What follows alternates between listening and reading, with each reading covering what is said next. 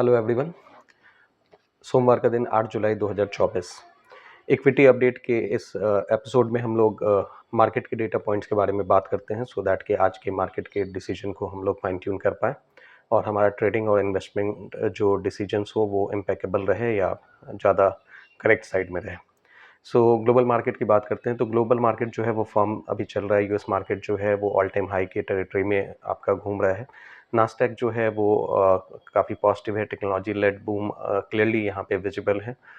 जो टेक्नोलॉजी से related specially AI से रिलेटेड जो स्टॉक्स हैं वो काफ़ी तेज चले हैं इस पूरे मार्केट के परफॉर्मेंस में। इसके अलावा एस एन पी 500 का जो ब्रॉडर इंडेक्स है वो भी काफ़ी मजबूती से ऊपर की तरफ में चला हुआ है। मार्केट में यूएस मार्केट में जो एक इम्पॉर्टेंट इवेंट अपकमिंग इवेंट के तौर पे अगर देखें तो यूएस का प्रेसिडेंशियल इलेक्शन है। ऑलरेडी सारे प्रोसेसेस वहाँ पे चल रहे हैं प्रेसिडेंशियल इलेक्शन से रिलेटेड। फाइनल जो इलेक्शन के रिजल्ट्स आएंगे वो अराउंड आपके जो है नवंबर में आएंगे। नवंबर में आपके प्रेसिडेंशियल इलेक्शन होने वाले हैं। हालांकि यूएस का जो प्रेसिडेंशियल इलेक्शन है वो इंडियन प्रेसिडेंशियल इलेक्शन से डिफरेंट होता है। पूरे प्रोसेस में कई महीनों का समय लगता है और ये प्रक्रिया ऑलरेडी वहाँ पे चल रही है। दो कैंडिडेट आमने सामने हैं, बाइडन और डोनाल्ड ट्रंप। देखते हैं कि किसकी विक्ट्री वहाँ पे होती है। अभी जो है बाइडन जो है प्रेसिडेंट के तौर पे कंटिन्यू किए हुए हैं। अगर डोनाल्ड ट्रंप आते हैं तो उनकी जो पॉलिसीज़ होती है नॉर्मली वो चाइना के अगेंस्ट में ज़्यादा बोलते हैं, ज़्यादा एक्टिव रहते हैं। सो देखते हैं कि आने वाले टाइम में प्रेसिडेंट कौन रहते हैं और उनकी पॉलिसीज़ किस तरह से रहती हैं।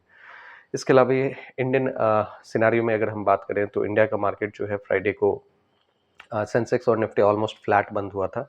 बैंक निफ्टी में थोड़ी प्रॉफिट बुकिंग देखने को मिली थी 0.8% के लगभग में। निफ्टी मिड कैप इंडेक्स भी जो है वो 0.8% की तेज़ी के साथ में वहाँ पे बंद हुआ था।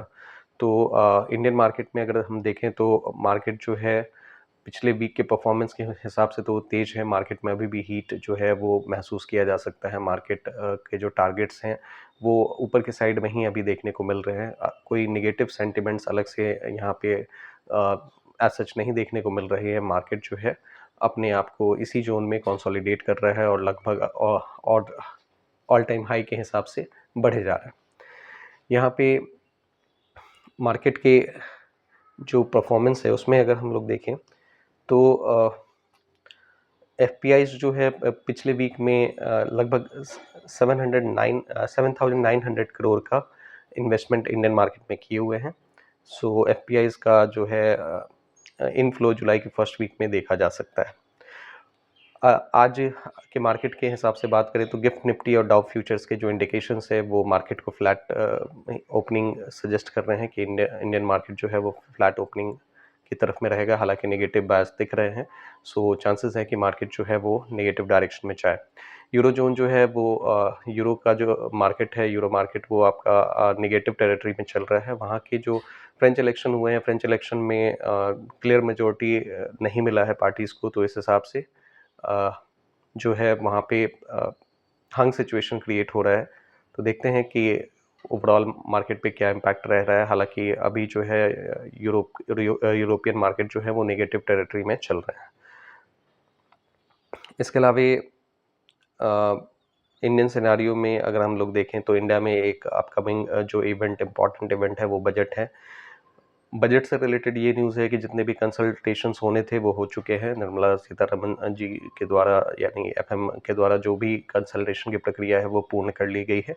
जुलाई 23 को इंडियन फेडरल बजट जो है वो पेश किया जाएगा और जो भी हमारी उम्मीदें हैं देखते हैं कि वो हमें मिलते हैं या नहीं। आम निवेशक के लिए उसमें क्या है, किसानों के लिए क्या है, मैन्युफैक्चरिंग सेक्टर, इंडस्ट्रियल डेवलपमेंट के लिए क्या है, इंफ्रास्ट्रक्चर पे क्या जोर है, हेल्थ सेक्टर को कुछ मिलता है या नहीं मिलता है। ये सारी चीज़ें जो है हमें 23 जुलाई को क्लियर होंगी। सो मार्केट जो है एक तरह से उस इवेंट का के भी इंतज़ार में लगभग तैयार बैठा हुआ है। देखते हैं कि इस इवेंट के बाद में मार्केट का मूवमेंट किस डायरेक्शन में रहता है। स्टॉक स्पेसिफिक न्यूज़ में अगर हम लोग देखें तो बहुत सारे स्टॉक्स जो हैं एफ&ओ बैन की कैटेगरी में देखने को मिल रहे हैं। जैसे जीएनएफसी हो गया, आदित्य बिरला फैशन रिटेल हो गया, बंधन बैंक हो गया, Hindustan copper, India cements, Piramal enterprises, ये सारे जो हैं एफ&ओ बैन की कैटेगरी में चले गए हैं। एफ&ओ बैन के बारे में जैसे हमने कि पहले की वीडियोज़ में भी डिस्कस किया हुआ है। इसमें होता ये है कि जो स्पेकुलेशन वाले पोजीशंस होते हैं, जब मार्केट में बहुत ज़्यादा स्टॉक स्पेसिफिक वोलेटिलिटी हो जाती है और उनके जो पोजीशंस है एफएनओ वाले वो सर्टेन लिमिट से जो कि एक्सचेंज द्वारा सेट किया जाता है उससे अगर ज़्यादा हो जाता है तो वो बैन की कैटेगरी में चले जाते हैं। उस केस में कोई भी फ्रेश आपके एफएनओ पोजीशंस नहीं बन पाते हैं। ऑलरेडी जो एग्जिस्टिंग पोजीशन होते हैं उनको क्लोज किया जा सकता है। तो ये एफएनओ बैन के केस में होता है। ये मेजर है सेबी का, मार्केट रेगुलेटर का, रिटेल निवेशक को एक्सट्रीम वोलेटिलिटी से बचाने के लिए या फिर उनको मार्केट सिचुएशन में क्रश होने से बचाने के लिए। तो ऐसे तो सेबी के सारे जो स्टेप्स हैं वो आप यही मेंशन किए जाते हैं कि वो जो है आपके आम निवेशकों को बचाने के हिसाब से होते हैं, सो दैट के एक हेल्दी मार्केट पार्टिसिपेशन चलते रहे।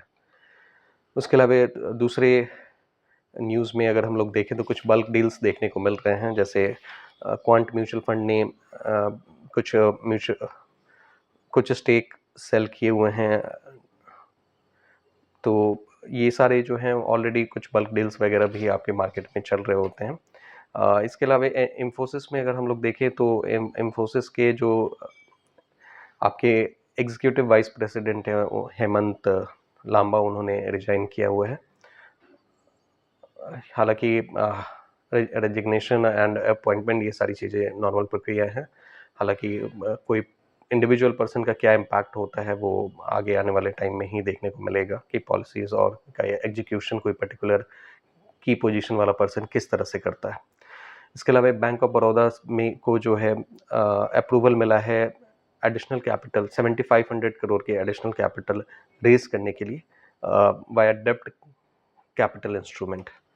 तो डेब्ट कैपिटल इंस्ट्रूमेंट के द्वारा बीओबी को परमिशन मिला, और बैंक ऑफ बड़ौदा को परमिशन मिला है 7500 करोड़ के कैपिटल रेज करने के लिए। इस इंस्ट्रूमेंट से बेनिफिट ये होता है कि इसको डेब्ट कैपिटल इंस्ट्रूमेंट के हिसाब से ये एक तरह से लोन हो गया जिसके माध्यम से जो है बैंक पैसे उठाएंगे। इससे लिक्विडिटी फ्लो अच्छा आएगा और इसके अलावा बैंक को अपने इक्विटी भी डाइल्यूट करने की ज़रूरत नहीं पड़ती है। तो इस सेंस में ये एक बेहतर इंस्ट्रूमेंट माना जा सकता है। बाकी आने वाले टाइम में इसके आउटकम के बारे में हमें ज़्यादा बेहतर वे में पता चलेगा। तो ये मार्केट से रिलेटेड कुछ पॉइंट्स थे, इनके बेसिस पे हम लोग देखते हैं कि मार्केट आज किस तरह से परफॉर्म करता है। अगर आपको लगता है कि इस वीडियो से कुछ भी वैल्यू मिला है तो आप इस वीडियो को लाइक करें, इस चैनल को सब्सक्राइब करें। आपके अगर कुछ कमेंट्स हैं या कुछ क्वेरीज हैं तो नीचे कमेंट बॉक्स में ज़रूर मेंशन करें।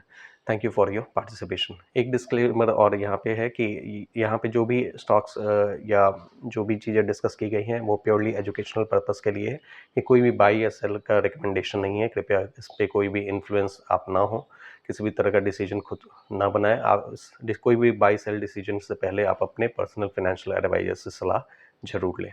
Thank you for your participation.